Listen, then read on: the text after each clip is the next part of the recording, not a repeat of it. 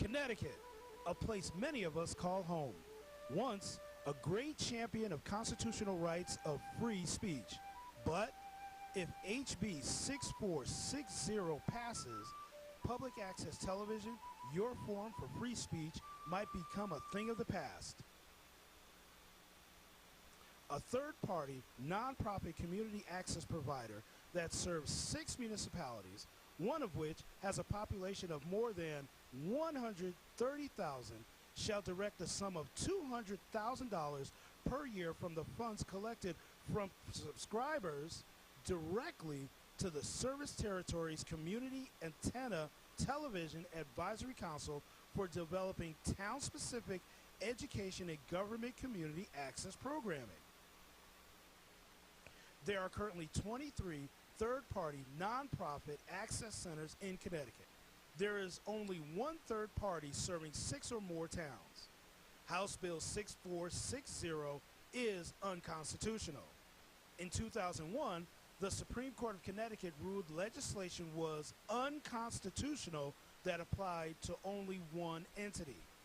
In the case of City Recycling versus State of Connecticut, Justice Borden wrote in his opinion, the plaintiff's equal protection claim is particularly compelling in the light of the legislative history of PA-97-300, which demonstrates that the legislation was aimed solely at the plaintiffs.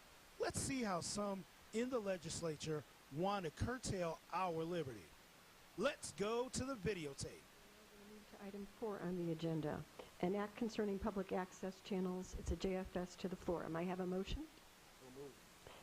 It's been motioned by Senator Fanfara, seconded by Representative Fawcett. Is there discussion on the bill? Representative Fawcett. Fact. Representative Kim Fawcett lies. This video will show how Representative Fawcett lies and gets away with it.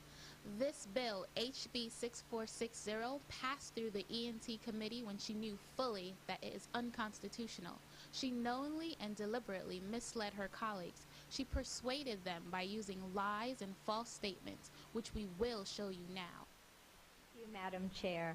I today am asking my colleagues to support this legislation. It's actually rather short. It has 4 sections and has changed substantially as the result of the public hearing just a couple weeks ago.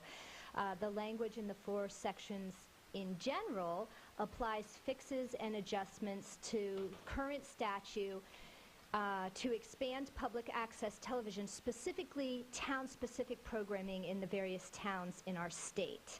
As many of you know on this committee, it's been a conversation for more than a decade how to assure a secure platform for public access television and town-specific programming. And because our state has such a disconnected, disjointed system of delivery, it has been quite tricky to figure out ways to legislate fixes because the delivery system is not consistent. So the policies are not always consistent. But it is an important conversation that we've been having because the efforts of this committee to strengthen and protect public access television have a direct impact on our local towns and our regions that provide the town-specific programming. But they also, what they're doing at the local level has a very direct impact on the local town's ability to deliver transparency and really put a spotlight on local government decision making. And so I'm happy to have had the opportunity to work on this with the various regions from around the state that need some tinkering with their language, and I would ask everyone to join me in supporting it. Thank you. Are there further comments or questions on the bill? Representative Hoydick. Thank you, Madam Chair.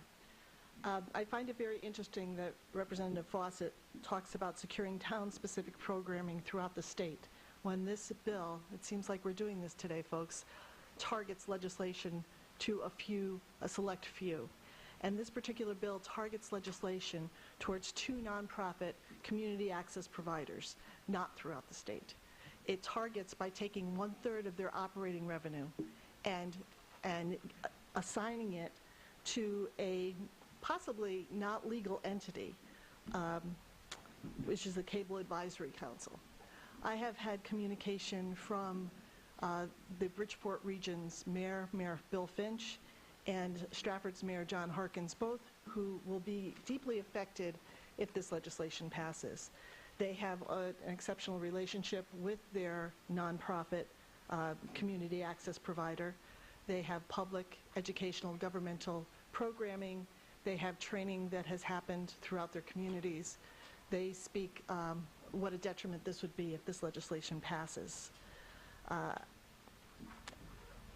And unfortunately, because of the legislation has changed, I haven't talked to the Waterbury franchise, and I haven't gotten their specificities of how this will affect them.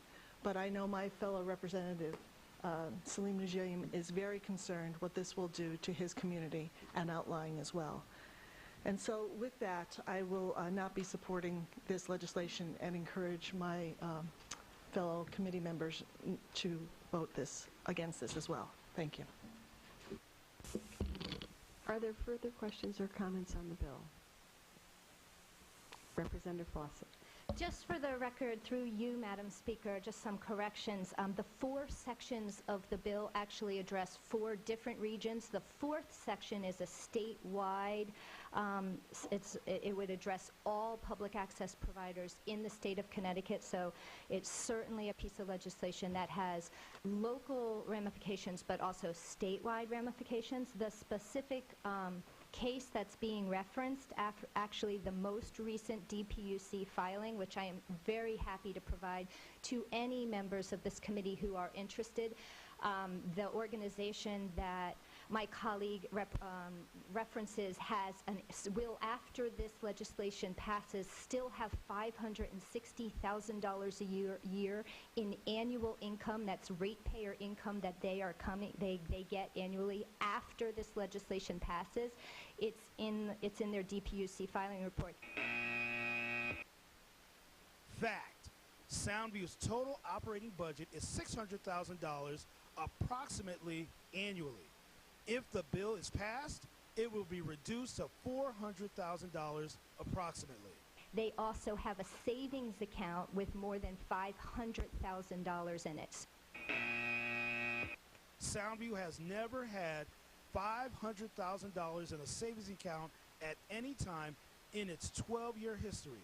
Soundview has less than $100,000 in prudent cash reserves. So I don't believe that the organization has honestly reported the financial situation that they are in. Fact: Soundview is regulated by the State of Connecticut, DPUC, and files annually all revenue and expenses, including an independent audit of its financial statements and IRS 990 filing. Soundview is governed by a volunteer board of directors who approve all of Soundview's expenditures. There have never been any inappropriate use of funds in all of Soundview's time. Thank you. Representative Hoydick. Thank you, Madam Chair. And maybe my colleague, Representative Fawcett, is unaware that the company with which you speak, and you would probably know this by looking at the